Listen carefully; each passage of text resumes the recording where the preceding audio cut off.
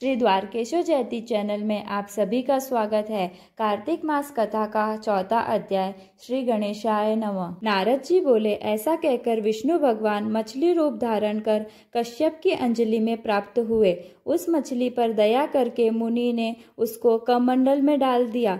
जब वह उसमें न समाई तब कुएं में डाला, कुएं से तालाब में, तालाब से समुद्र में डाली गई। तब मत्स्य रूपधारी भगवान शंकासुर को मारते हुए और अपने हाथ में दबाकर चतरी वन को गए और वहां सब ऋषियों को बुलाकर भगवान बोले कि जल के भीतर वेद निमग्न हो गए हैं, तुम उन्हें ढूंढो और शीघ्रता पूर्वक जल में से निकालकर रहस्य समेत ले आओ, तब तक मैं सब देवताओं समेत प्रयाग में निवास करूंगा।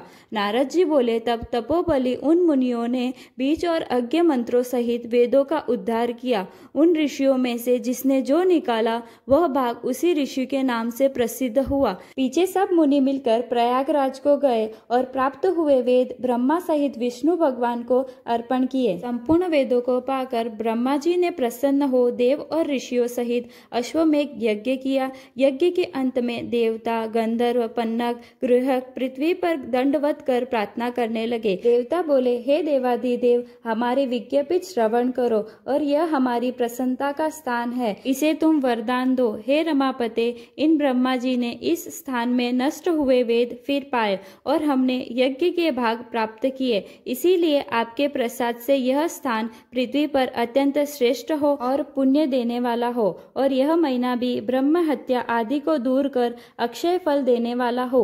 श्री विष्णु जी बोले, हे देवताओं, जो बात तुमने कही है यही मुझे भी अभिष्ट है, सो ऐसा ही होगा। यह ब्रह्मशेप नाम से सबको सुलभ होगा। सूर्यवंशी राजा भागीरथ यहाँ गंगा जी को लावेंगे और इस जगह पर सूर्य की पुत्री यमुना जी का संगम होगा। जो पुरुष अपने पितृश्वरों को यहाँ श्राद्ध करेंगे, पितृगण मेरे स्वरूप को धारण करेंगे। मकर संक्रांति माघ मास में प्रातःकाल स्नान करने से उनके दर्शन मात्र से ही संपूर्ण पाप ऐसे नष्ट हो जाते हैं जैसे सूर्य से अंधेरे का नाश हो जाता है, और उनको मैं सालोक्य, सामीप्य और सारूप्य इन तीनों प्रकार की मुक्ति कर्म से देता हूँ। हे मुनिवरों, मैं सर्वज्ञ रूप से बद्रीवन में सदैव निवास करता हूँ।